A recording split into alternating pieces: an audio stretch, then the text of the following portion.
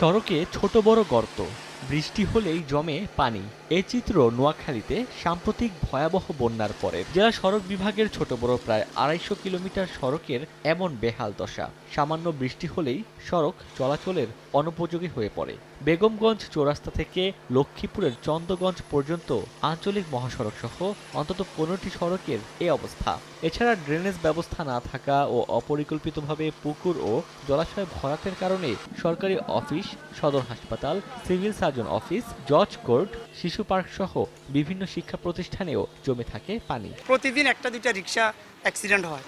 সড়কের বেহাল অবস্থার কথা স্বীকার করে সড়ক বিভাগের নির্বাহী প্রকৌশলী জানান, বিশেষ বরাদ্দ না পেলে কাজ করা সম্ভব নয়। এখানে প্রায় ২৫০ কিলো মতো রাস্তা আংশিকভাবে ক্ষতিগ্রস্ত হয়েছে। নোয়াখালী সড়ক বিভাগের দাবি, প্রাথমিকভাবে ক্ষতিগ্রস্ত সড়ক মেরামত করতে প্রায় ২০ কোটি টাকা ব্যয় হবে।